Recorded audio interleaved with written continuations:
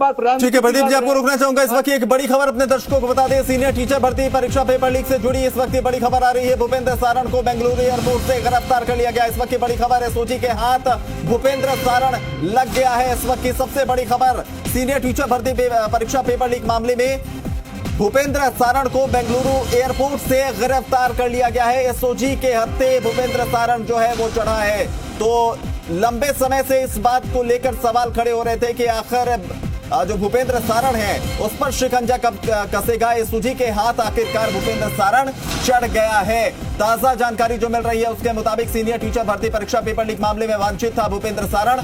Bengaluru airport से उससे दबोचा गया है। एसओजी के हाथ भूपेंद्र सारण जो है वो चढ़ा है। किरोड़ी लाल मीणा हमारे साथ पैनल में मौजूद है। एक प्रतिक्रिया इस पर आपसे लेना चाहूंगा। मीणा साहब, देखिए आपने भी कई बार सवाल उठाए थे कि भूपेंद्र सारण कहां है। अब देखिए खबर आ गई, बेंगलुरु से गिरफ्तारी हो गई, कुछ आशाएं जागेंगी मीणा साहब?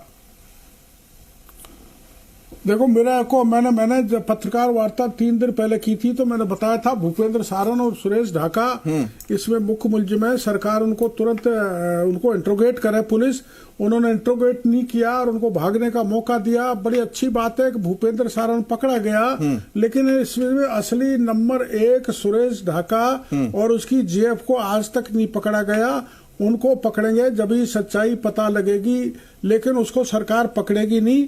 भूपेंद्र सारण को पकड़ के हल्की फुल्की पूछताछ करके उसको जेल में डाल देगी, जमानत हो जाएगी। सुरेश ढाका पकड़ा जाएगा तो सरकार के बड़े बड़े नेताओं के हाथ इसमें निकलेंगे। मैं आज आपको दोबारा कह रहा हूं, इसलिए सुरेश ढाका पे सरकार हाथ नहीं डालेगी। तो मीणा साहब, जो ये गिरफ्तारी हुई है, अगर पकड़ा गया है भूपेंद्र सारण, तो कम से कम कुछ तो इसमें बेहतरी हुई है, क्योंकि पहले इसके नाम को लेकर भी बार बार सवाल उठ रहे थे, आपने भी उठाए थे कि वो कहां है, कैसे है, उसके पीछे कौन खड़ा है। तो कम से कम इंट्रोगेशन जब होगा कुछ तो सच्चाइयां निकलकर सामने आएंगी। सुरेश ढाका को लेकर ही क्या पता कि कुछ जानकारियां वहां से मिल पाए। सुरेश ढाका, देखो भूपेंद्र सारण भी योजना के तहत सरेंडर हुआ है। क्या क्या रियायत सरकार भूपेंद्र सारण को दे सकती है, कैसे सुरेश ढाका को बचाया जा सकता है, ये एक योजना के तहत है, एक षड्यंत्र के तहत है। इस पेपर लीक में भी मैंने 6 एमएलएज के नाम बताए, मंत्री के एक स्टाफ का नाम बताया।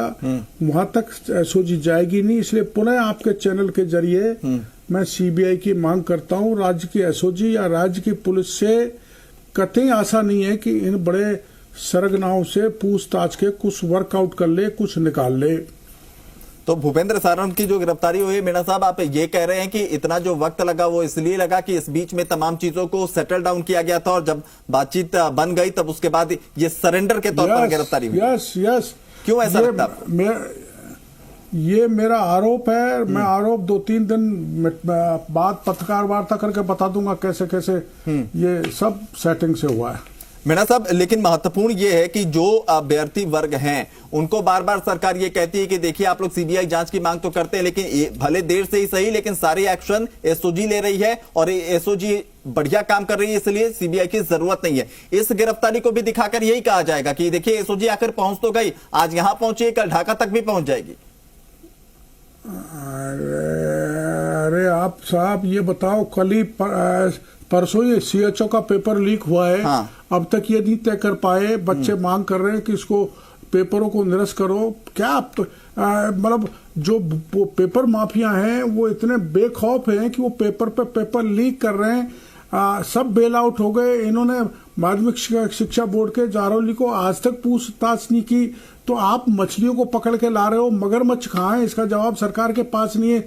जिस दिन मगरमच्छ पकड़े जाएंगे उस दिन बड़े बड़े हाथी सत्ताधारी दल के भी जेल के शिक्षों में होंगे, इसलिए पकड़ में आने वाले नहीं है।